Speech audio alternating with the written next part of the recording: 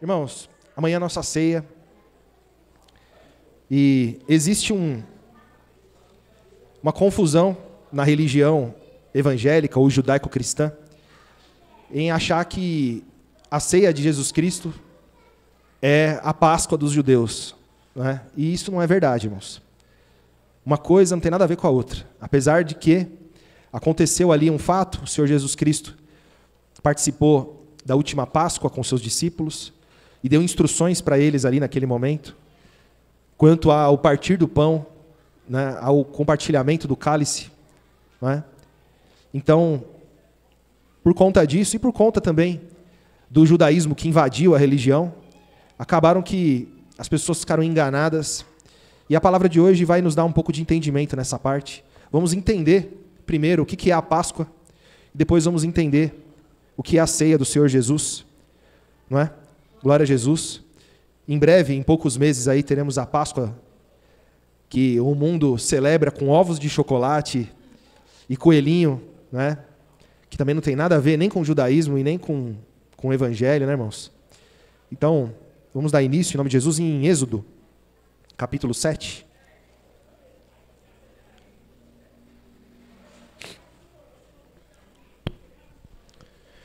Então, qual que é o sentido da Páscoa, irmãos, judaica?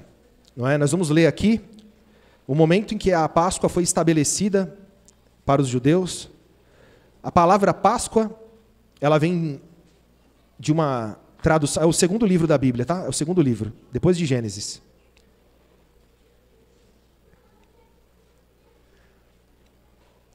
Então, a palavra Páscoa, ela vem de uma palavra do hebraico, e o significado dessa palavra é passar sobre, passar por cima, não é? Isso por quê? Porque aconteceu um fato lá no Egito. Nós vamos ler esse fato aqui e os irmãos vão entender o que é isso. Então, capítulo 7, irmãos, verso 1. Então, disse o Senhor a Moisés: Eis que tenho-te posto por Deus sobre Faraó, e Arão, teu irmão, será o teu profeta. E tu falarás tudo o que eu te mandar, e Arão, teu irmão, falará a Faraó, que deixe ir os filhos de Israel à sua terra. Eu, porém, endurecerei o coração de Faraó, e multiplicarei na terra do Egito os meus sinais e as minhas. Então Moisés foi colocado como Deus, ou seja, aquele que dá ordens, aquele que tem poder, colocou Arão, seu irmão, como um profeta, que manda mensagens, né, que anuncia as vontades do Senhor, do seu Deus. Só que o Senhor aqui do Velho Testamento diz que endureceria o coração de Faraó. Ou seja, não importa o que ele falasse, o coração de Faraó ia estar fechado. Faraó não iria aceitar o que o profeta falaria para ele. Não é? E qual que é o objetivo? Não é? Verso 4. Faraó, pois, não vos ouvirá, e eu porei a minha mão sobre o Egito, e tirarei os meus exércitos, o meu povo, os filhos de Israel, da terra do Egito, com grandes juízos. E então os egípcios saberão que eu sou o Senhor, quando estender a minha mão sobre o Egito, e tirar os filhos de Israel do meio deles. Assim fizeram Moisés e Arão, como o Senhor lhes ordenara. Assim? Então, o objetivo qual que era?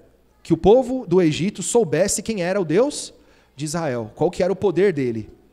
Então, não bastava ele abrir o coração de Faraó, e Faraó dizer assim, tá bom, se Deus mandou, então podem ir, estão liberados, né?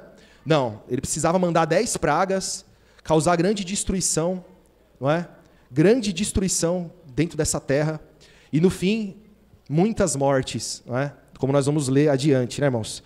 Então, esse era o objetivo, fazer grandes sinais e ser conhecido, não é? Capítulo 9, irmãos, passa uma página ou duas aí.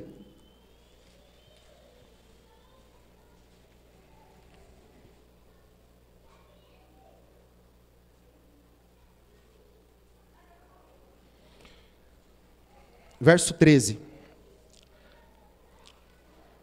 Então disse o Senhor a Moisés: Levanta-te pela manhã cedo e põe-te diante de Faraó e dize-lhe: Assim diz o Senhor Deus dos Hebreus: Deixa ir o meu povo para que me sirva, porque esta vez enviarei as minhas pragas sobre o seu coração e sobre os teus servos e sobre o teu povo, para que saibais que não há outro como eu em toda a terra. para que saibais que não há outro como eu. Então, ele deixa claro, ele quer ser conhecido, né? Verso 15. Porque agora tenho estendido a minha mão para te ferir, a ti e a teu povo com pestilência, com peste, e para que sejas destruído da terra. Mas, deveras, para isto te mantive, para mostrar o meu poder em ti, e para que o meu nome seja anunciado em toda a terra. E tu ainda exaltas contra o meu povo, para não o deixar ir? Então está tendo uma profecia aqui, alguém profetizando para Faraó, e Faraó, com o coração endurecido, não deixa o povo sair, proíbe o povo de sair. E Faraó aqui estava sendo manipulado, Faraó aqui estava sendo endurecido, não é? Então ele se encheu de soberba, ele se encheu de arrogância, ele se achava mais poderoso, mas na verdade não era ele, era o que estava dentro dele, fazendo o coração dele se fechar. E o objetivo do Senhor qual que era? Ser conhecido, né? Capítulo 10 aí na sequência, verso 1. Eu vou dar uma breve... Esse texto aqui eu queria até ler bastante, mas hoje o nosso tempo vai ser curto, né, irmãos? Então eu vou dar uma abreviada. Vamos ver até onde vai. Verso 1 em diante, capítulo 10. Depois disse o Senhor a Moisés: vai a Faraó, porque tenho endurecido o seu coração e o coração dos seus servos para fazer esses meus sinais no meio deles, e para que contes aos ouvidos dos seus filhos e dos filhos dos teus filhos as coisas que fiz no Egito, e os meus sinais que tenho feito entre eles, para que saibais que eu sou. Irmãos, está bem claro, ele tem um objetivo, ele quer ser conhecido. E ele não quer ser conhecido pelo amor, ele quer ser conhecido pela mão forte, pela violência, por subjugar as nações. É isso que ele quer fazer, não é? Verso 3. Assim foram Moisés e Arão a Faraó, e disseram-lhe: assim diz o Senhor, Deus dos Hebreus: até quando recusará humilhar-te diante de mim? Deixa ir o meu povo para que me sirva. Porque se ainda recusares deixar ir o meu povo, eis que trarei amanhã gafanhotos aos seus termos. Né? Então ele começa a anunciar as pragas. Né? Começa a anunciar pragas. E no capítulo 12, irmãos, vamos pular aqui, vamos para o 12 direto. Começar também no verso 1. Aqui passaram várias pragas, né, irmãos? Foram várias as pragas. E no capítulo 12, ele vai falar da instituição da Páscoa. Então, não sei se os irmãos perceberam, mas ele falou que iria destruir. Não é isso? Os irmãos lembram que nós lemos? Lembram dessa palavra, né? Destruir. Verso 1, irmãos. Capítulo 12, verso 1. E falou o Senhor a Moisés e a Arão na terra do Egito, dizendo: este mesmo mês vos será o princípio dos meses. Este vos será o primeiro dos meses do ano.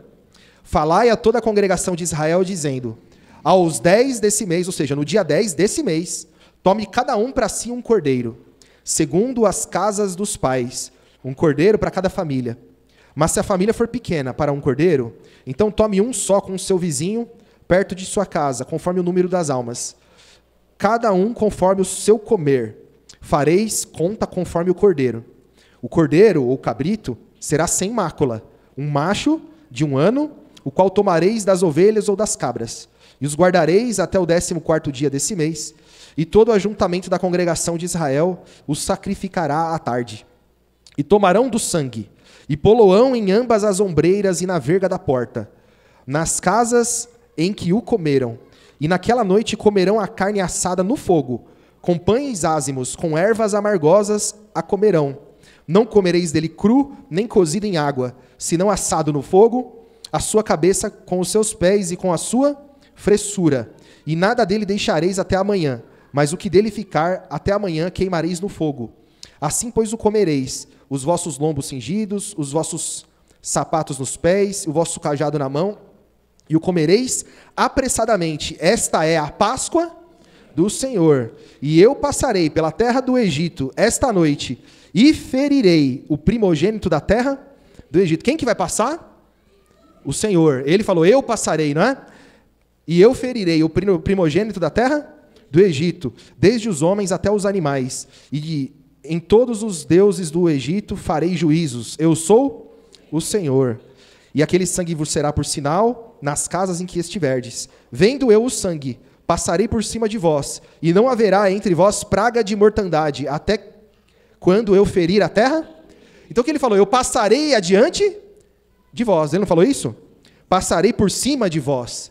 Passar por cima significa a Páscoa. Então o que ele fez ali? Olha, eu vou passar matando essa noite, e toda casa de judeu deve haver um cabrito morto. O sangue desse cabrito vocês vão passar na porta, no batente da porta, ao redor da porta, porque quando eu vier para matar, e eu ver uma porta que tem sangue, eu não vou entrar nessa casa e não vou matar. Mas nas casas que não tiver, eu vou entrar e vou matar. Essa é a Páscoa do Senhor. Não é? Então vamos pular aqui, verso 24. Portanto, guardai isto para estatuto para vós, e para vossos filhos para quando, irmãos? Para sempre. É para daqui só durante um ano? É só durante um século? É só durante 1000 anos? Ou é para sempre? Então isso daqui foi estabelecido para sempre. Não é? Então, irmãos, isso aqui é muito estranho. Porque quando a gente vê o Evangelho, e nós aprendemos que não existe mais Páscoa no Novo Testamento. O Senhor Jesus não ensinou a continuar com a Páscoa. Não é? Então, algo de estranho, não é estranho isso? Não é? Porque aqui é um estatuto perpétuo. Não é? Para sempre. E acontecerá que quando entrares na terra que o Senhor vos dará, como tem dito, guardarei este culto. E acontecerá que quando vossos filhos vos disserem, que culto é esse? Então direis, este é o sacrifício da Páscoa do Senhor, que passou nas casas dos filhos de Israel no Egito, quando feriu aos egípcios e livrou as nossas casas. Então o povo inclinou-se e adorou. E foram os filhos de Israel, e fizeram isso como o Senhor ordenara a Moisés e Arão. Assim fizeram. Então até o dia de hoje, quem comemora a Páscoa, comemora esse ato em que o anjo destruidor veio até a terra do Egito, entrou nas casas e matou uma criança, um primogênito de cada família. Né? E esse estatuto, essa comemoração, esse culto, as pessoas celebram até o dia de hoje. Isso tem alguma coisa a ver com o Evangelho de Jesus. A palavra do Evangelho fala que o diabo veio senão a roubar, a matar e a destruir. A gente leu o que ele falou, que ele entraria no Egito para destruir. E aqui ele disse que ele entraria para matar. E nós vamos ler agora que ele também roubou. Não é? Nós vamos ler agora a sequência do texto. Verso 29. E aconteceu à meia-noite que o Senhor feriu a todos os primogênitos na terra do Egito. Verso 29, tá, irmãos? Desde o primogênito de Faraó, que se sentava em seu trono, até o primogênito do cativo que estava no cárcere, todos os primogênitos dos animais.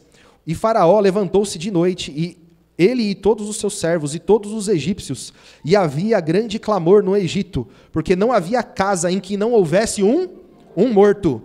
Então chamou a Moisés e a Arão de noite, e disse, levantai-vos, saí do meio do teu povo, pois vós, como os filhos de Israel, e ide, servi ao Senhor, como tendes dito. Levai também convosco vossas ovelhas, vossas vacas, como tendes dito. Ide e abençoai-me também a mim. E os egípcios apartaram o povo, e apressando-se para lançá-los da terra, porque diziam, todos seremos mortos. E o povo tomou a sua massa antes que levedasse, e as suas amassadeiras atadas, e suas roupas sobre os seus ombros. Fizeram, pois, os filhos de Israel conforme a palavra de Moisés, e pediram aos egípcios joias de prata, de ouro e vestes, roupas. E o Senhor deu ao povo graça aos olhos dos egípcios. E estes lhe davam o que pediam, e pegaram o que era deles. Então eles saíram do Egito, matando, roubando e destruindo. Tudo isso para que o Senhor fosse conhecido. Irmãos, eu não manipulei o texto, isso está escrito. Está aqui no Velho Testamento, está na Bíblia dos irmãos, os irmãos acompanharam, e está com mais detalhes se os irmãos quiserem ler. Né? Então, irmãos, agora nós vamos para João, Evangelho, capítulo 1. Porque Jesus Cristo também veio fazer o Pai ser conhecido. O Senhor Jesus também veio fazer o que, irmãos? Matar, roubar e destruir? O Senhor Jesus disse em algum momento que iria matar? O Senhor Jesus falou em algum momento que nós iríamos tomar o que era de alguém? Destruir com a vida de alguém? O Senhor Jesus Cristo veio trazer guerra entre as nações? Não. Pelo contrário. A palavra do Evangelho mostra que a palavra de Jesus Cristo trouxe reconciliação. Havia uma parede de separação que separava o povo de Israel do restante do mundo. Uma palavra de inimizade. Essa palavra que nós acabamos de ler. A palavra da lei de Moisés, que trazia inimizade entre os povos. Nós não lemos, mas está escrito lá. Ele disse assim, vocês não participem da Páscoa com as pessoas de outros países, de outras nações. Quem participar com vocês, antes tem que ser circuncidado. Se não for circuncidado, não pode participar. Não é? Ninguém é para participar, a não ser vocês. O que o povo faz hoje? Fazem uma Páscoa, no dia de Páscoa. O cristão comemorando Páscoa, irmãos. Não faz sentido. O apóstolo Paulo combateu grandemente contra a cortadura ou contra a circuncisão. Se houvesse algum motivo para se comemorar a Páscoa, então teria se implementado a circuncisão, porque era um dos parâmetros para se cumprir esse culto perpétuo da Páscoa. Não é? Depois os irmãos podem ler. Pega do capítulo 7 em diante de Êxodo e leia. Os irmãos vão ver as pragas. Depois do capítulo 12, os irmãos vão ver essas ordens, detalhes da Páscoa. Então o cristão não tem que participar de Páscoa. O Senhor Jesus Cristo nos deu a ceia do Senhor, para que nós partíssemos o pão, e aquele pão naquele momento seria o corpo do Senhor Jesus. E naquele momento o cálice seria o seu sangue, não é? Que é partido por todos nós. Então, aquele momento ali da Páscoa é para lembrar da matança, é para lembrar da injustiça, não é para lembrar da misericórdia, não é para lembrar do amor, é para lembrar de sinais, prodígios e maravilhas, para que esse Senhor fosse conhecido. Mas o que nós vamos ler aqui em João, capítulo 1, irmãos, está escrito, mas ninguém vê. João, capítulo 1, verso 17.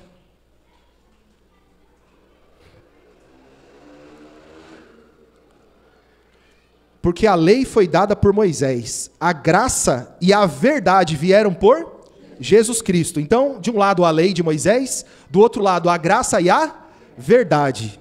Não é? Então, se existe verdade, quer dizer que antes não era verdade. Não é? Senão não haveria necessidade de dizer. E o verso 18. Deus nunca foi visto por alguém. O Filho unigênito que está no seio do Pai, este o fez conhecer ou o revelou. Vamos ler de novo, verso 18? Deus nunca foi visto por alguém. O Filho unigênito que está no seio do Pai, este o revelou. Então, se por um lado foi estabelecido sinais, prodígios e maravilhas, um coração de um homem poderoso foi fechado, para que ele não visse os sinais, para que ele não percebesse que ali havia poder. Não, vou fechar o coração dele, ele vai endurecer, ele vai se encher de ganância, de poder, vai ficar malvado, não vai deixar esse povo sair, e eu vou poder então fazer as minhas maldades, não é? Para que eu seja conhecido. Ele ficou conhecido? Muito, não é? Na travessia do deserto, quando eles encontravam as nações morriam de medo, as nações não queriam receber o povo de Israel, e eles com sede, com fome, querendo um lugar para se abrigar, e o povo, não entra aqui não, se vocês entrar aqui, vai ter uma guerra, porque a gente sabe o que vocês fizeram lá no Egito. Então, aquilo correu, e não tinha internet não, tá? Não tinha WhatsApp não. Mas foi tão terrível o que aconteceu no Egito, que as nações todas souberam o que aconteceu. Ele realmente ficou muito conhecido, né, irmãos? E até o dia de hoje, as pessoas cultuam esse Senhor como Deus. E a palavra do Evangelho, e nós lemos aqui, diz que Jesus veio revelar o Pai, que ninguém conhecia. No capítulo 5, irmãos. Perdão, acho que é no capítulo 5 mesmo. Capítulo 5, verso 37.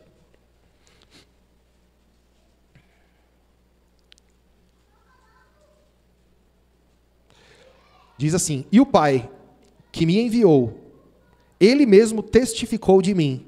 Vós nunca ouvistes a sua voz, e nem vistes o seu parecer. O Senhor Jesus está dizendo assim: o Pai que testificou de mim é um que vocês não conhecem.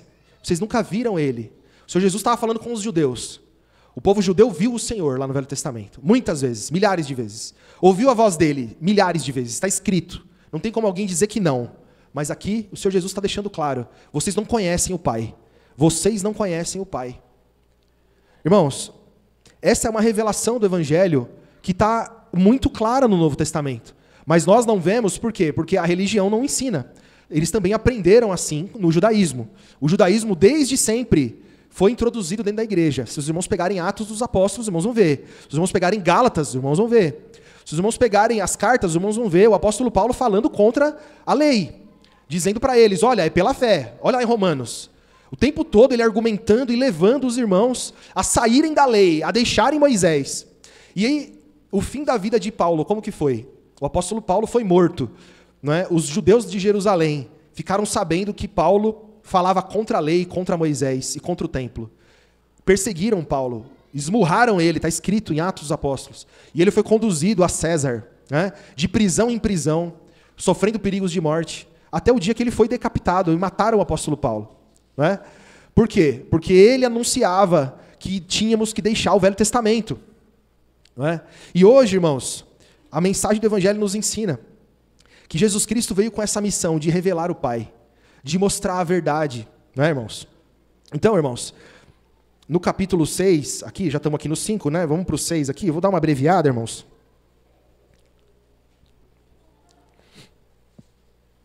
Verso 48.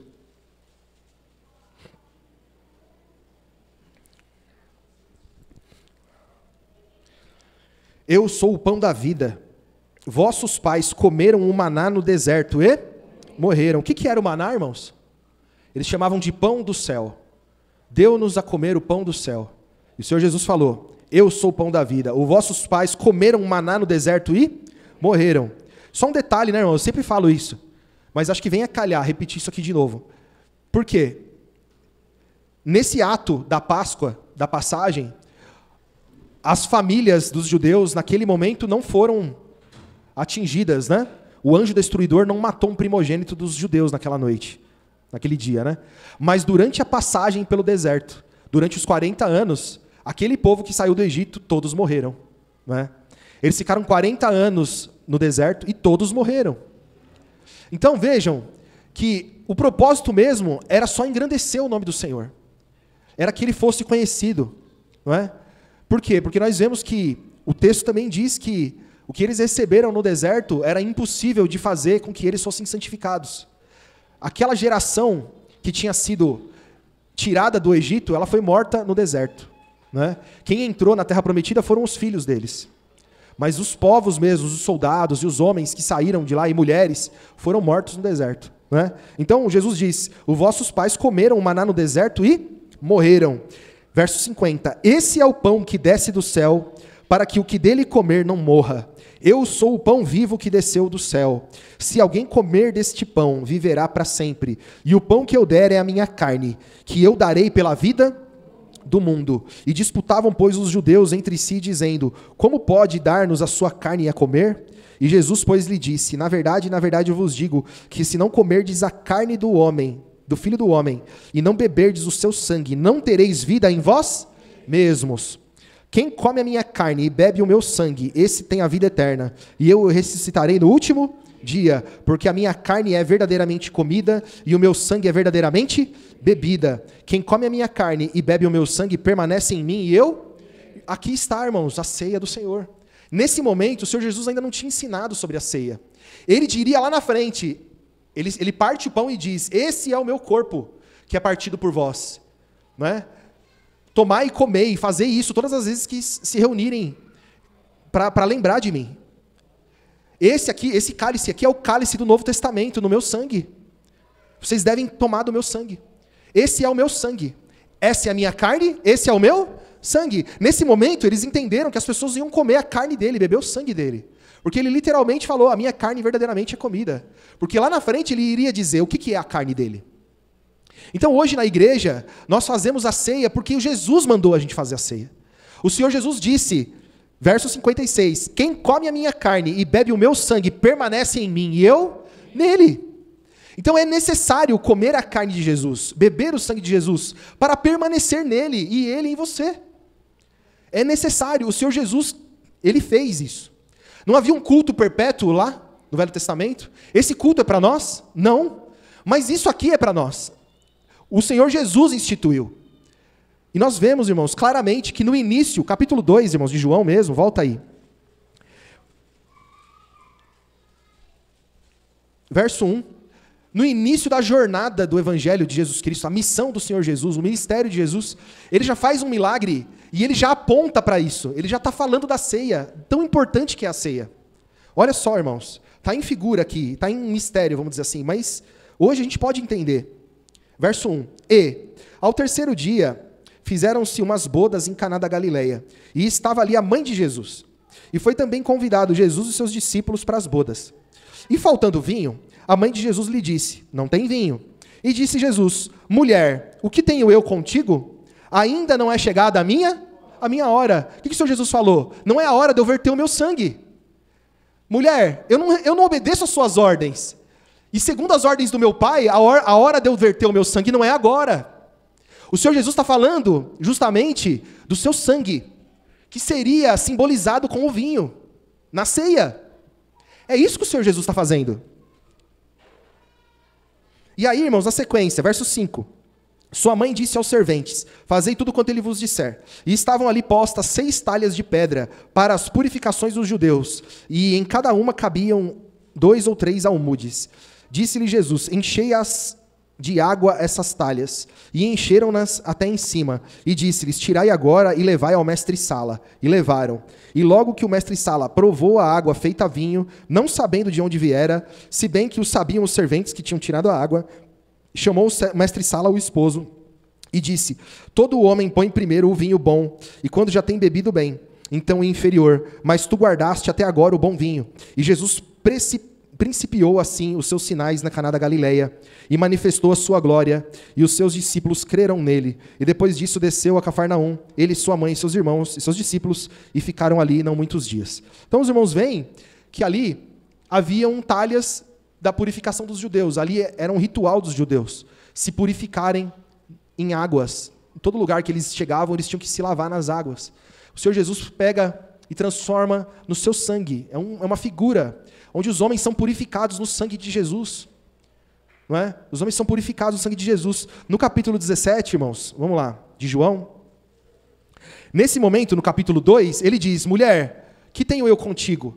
Ainda não é chegada a minha hora. Mas aqui, irmãos, capítulo 17, o que é interessante, irmãos, isso é muito interessante. Eu estava lendo a Bíblia, e o livro de João não tem a parte que fala sobre a ceia, vocês já repararam? Nos outros evangelhos tem, né? E aqui, a gente percebe que o escritor ele se preocupou muito mais em descrever as instruções de Jesus. Então, se os irmãos olharem, eu falei para os irmãos abrirem no 17, pode ficar aí, não precisa sair daí não. Mas se os irmãos olharem, desde o capítulo 13 do lava-pés, é que está acontecendo aquele encontro de Jesus na última ceia. O Senhor Jesus cumpria com os rituais do judaísmo. O Senhor Jesus cumpriu a lei. O Senhor Jesus ele não transgrediu a lei. Ele foi até o fim sem pecado. Foi morto injustamente. Não é? Então o Senhor Jesus cumpria a lei porque assim era a ordem sobre os judeus. Não é? Mas o Senhor Jesus, se os irmãos olharem, os irmãos vão ver, desde o finalzinho do capítulo 12, e na sequência aqui, até o capítulo 17, é o Senhor Jesus Cristo com os seus discípulos na ceia. São muitas lições que o Senhor Jesus deu naquele momento da ceia. Não é? E aqui no capítulo 17, sim, ele diz, verso 1, Jesus falou assim, e levantou seus olhos ao céu e disse: Pai, é chegada a hora. O que ele disse para Maria, sua mãe? Mulher, ainda não é chegada a minha hora. Mas e agora? Agora sim, é chegada a hora. Glorifica o teu filho, para que também o teu filho te glorifique a ti, assim como lhe desse poder sobre toda a carne, para que dê vida eterna a todos quantos lhe desse. E a vida eterna é essa, que te conheçam. Irmãos, a ti só, por único Deus. Por que é verdadeiro? Porque tem um que não é verdadeiro. Tem um que não é verdadeiro, tem um que mata, tem um que rouba, tem um que destrói, tem um que escolhe um povo e destrói o resto, e se enfesa e fica irado, cheio de cólera, e mata o seu próprio povo, e troca de casaca, vira casaca, e começa a apoiar Nabucodonosor, e fica do lado dos inimigos, depois volta, como está lá em João 10. Então, a vida eterna é essa, que te conheçam a ti só, por único Deus verdadeiro, e a Jesus Cristo, a quem enviaste. Jesus está falando dele mesmo. E a Jesus Cristo a quem enviaste. Eu te glorifiquei na terra, tendo consumado a obra que me deste a fazer. E agora glorifica-me tu, ó Pai, junto de ti mesmo, com aquela glória que tinha contigo antes que o mundo existisse. O que ele fez? Verso 6. Manifestei o teu nome aos homens que do mundo... Ele manifestou o quê, irmãos? O nome do Pai. E o mundo não conhecia. Jesus manifestou o Pai. Não é? Manifestei o teu nome aos homens que do mundo me deste, eram teus e tu nos deste, e guardaram a tua. Alguém pode dizer assim, não, é que Jesus revelou o Pai para o mundo inteiro. O mundo inteiro não conhecia. Não, não, não, não, não. O Senhor do Velho Testamento era conhecido no mundo inteiro. O Senhor Jesus não foi para o mundo inteiro. Ele falou, eu vim primeiro para as ovelhas perdidas da casa de Israel. Ele pregou lá em Israel e falou para eles, vocês não conhecem Deus, vocês não conhecem o Pai. O pai de vocês é um, meu pai é outro. Muitas vezes está escrito, capítulo 8 de João, está escrachado ali. Então a palavra do Evangelho é muito clara. O Senhor Jesus manifestou o Pai para o mundo conhecer o Deus verdadeiro. E na Páscoa se manifestou um Senhor poderoso, é verdade. Tinha autoridade no mundo? Tem. Até hoje ele tem. As pessoas que não estão em Cristo estão na mão dele. Quem não está em Cristo está sobre si com a maldição da lei, como está escrito lá. Não é? Por isso que o Evangelho diz, né? Todos aqueles que se vangloriam, que dizem, olha, eu cumpro a lei, vai ser julgado pela lei. Da graça caiu. Quem se circuncidar, quem dá dízimo, quem guarda sábado, isso é coisa da lei. Você vai ser julgado segundo a lei. Você caiu da graça. Está lá em Tiago. Será culpado, se você tropeçar em uma vírgula só da lei, você vai ser culpado de toda ela. Mas se você crê em Jesus, você recebe vida eterna. Se você crê em Jesus, Ele sim é a nossa Páscoa. Quem crê em Jesus Cristo não morre. A palavra diz claramente, ainda que estiver morto, viverá. Né, irmãos? Glória a Jesus. E então, irmãos, verso 6, manifestei o teu nome aos homens que do mundo me deste. Eram teus, e tu nos deste, e guardaram a tua palavra. Agora já tem conhecido tudo quanto me deste provém de ti, porque lhes dei as palavras que tu me deste. E eles as receberam, e têm verdadeiramente conhecido que eu saí de ti, e creram que me enviaste. Está vendo, irmãos? Então o Senhor Jesus, Ele nos leva a conhecer o Deus verdadeiro. O Deus verdadeiro, irmãos. Glória a Jesus. Então, irmãos, volta no capítulo 10 aí, só para a gente não perder a oportunidade, né, irmãos?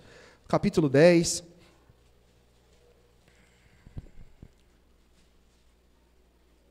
Verso 7.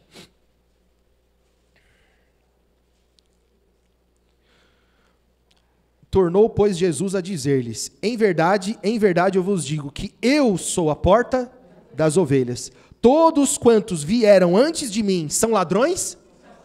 Todos quantos vieram antes de mim são ladrões?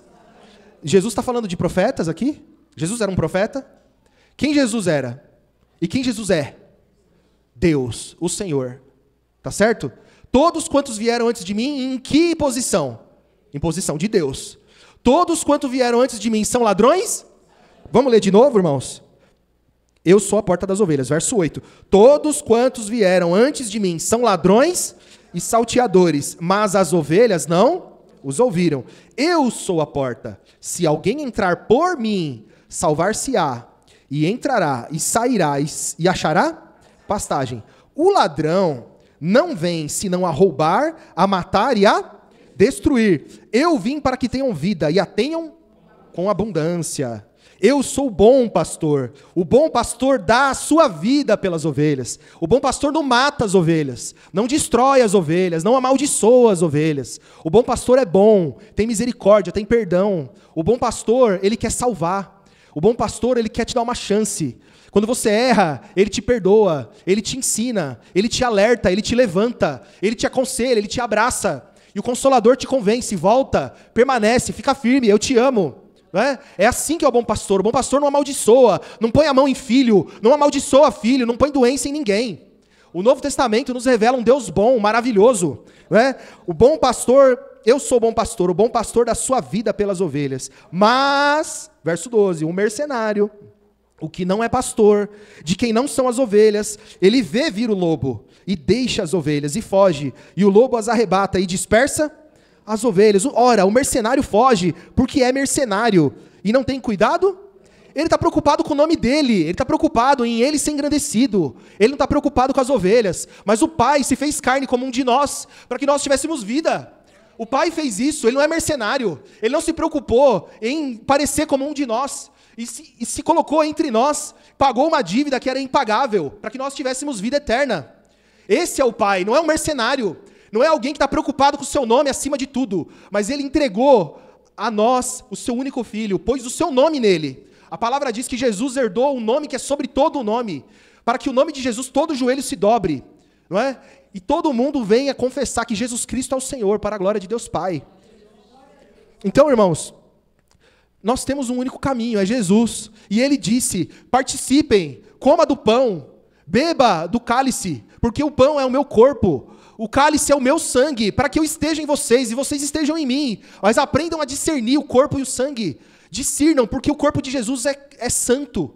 A igreja é santa. Então, olha para a sua vida, põe ela no lugar. Vamos lá, para terminar, 1 de Coríntios, capítulo 11.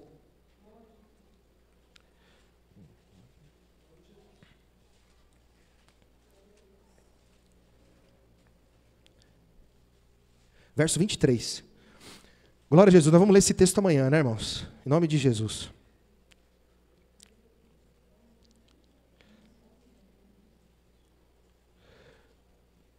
Primeiro de Coríntios, capítulo 11, verso 23.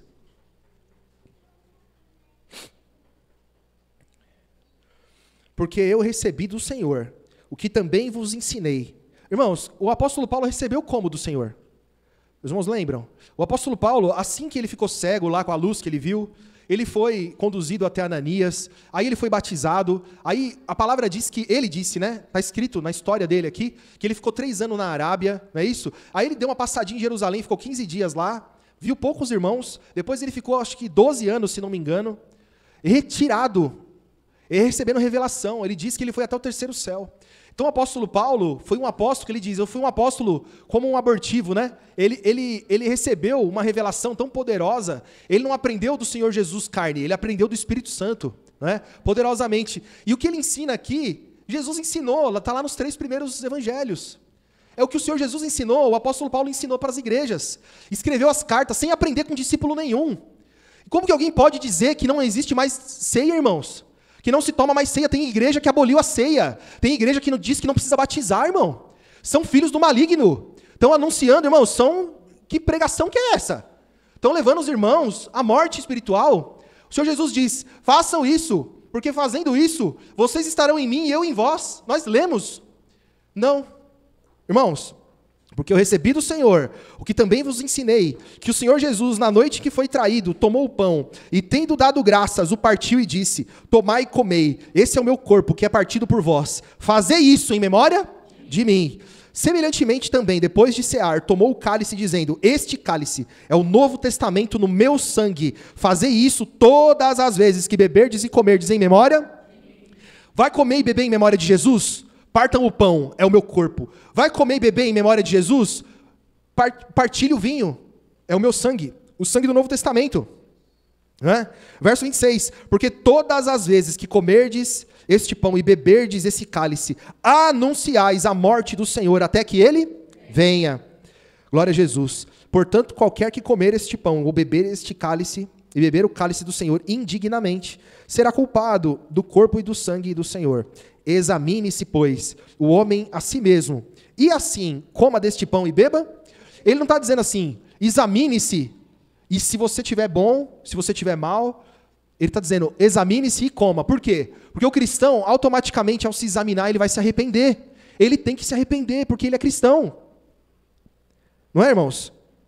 Verso 29, porque o que come e bebe indignamente, come e bebe para a sua própria condenação, não discernindo o corpo do Senhor. Não é para tomar de qualquer jeito, é entender a importância, o significado, né, irmãos? E participar. Por causa disso, há entre vós muitos fracos e doentes, e muitos que dormem. Porque se nós nos julgássemos a nós mesmos, não seríamos julgados. Mas quando somos julgados, somos repreendidos pelo Senhor, para não sermos condenados. Então, irmão, você tem a obrigação de julgar-se a si mesmo. Examine os seus pensamentos, a sua vida, e, irmão, se arrependa e participe da ceia. Não é? E se arrepender é mudar o pensamento, irmãos, é mudar a atitude. Não é? Mas participe, com um coração verdadeiro, um coração sincero. Senhor, a partir de hoje eu mudei, a partir de hoje isso aqui acabou na minha vida, não vai mais se repetir, e vai tomar ceia. Não é? Se você, por acaso, cair de novo no mesmo erro, chore amargamente, mas permaneça com Cristo. Busque o arrependimento. Chore mais. Busque mais o perdão, o arrependimento. E permaneça em Cristo, irmãos. Não é? O Senhor sabe quem está de sacanagem e quem não está. O Senhor sabe quem está com hipocrisia e quem não está. Se você é sincero, você está buscando ser santo, você vai ser santificado. O Espírito Santo vai te ajudar. Mas a ceia, ela é necessária. O Senhor Jesus mandou, e está muito claro, irmãos. Até que Ele venha. O Senhor Jesus voltou? Tem gente que acredita que ele já voltou, irmãos. Aí uma outra pregação, né? Mas vamos ficar firmes, irmãos, em nome de Jesus. Amanhã é um dia especial para nós, irmãos. Amém, irmãos? Que a graça e o amor de Cristo seja sobre todos. O irmão Everaldo, vem devagarinho aqui, irmão.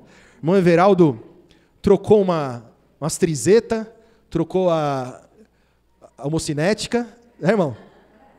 Tá com umas peças de primeira, né, irmão? Glória a Deus, agradece a Deus, irmão. Em nome de Jesus. Tem pedido de oração, irmãos? Não? Irmã Verônica, fez aniversário hoje.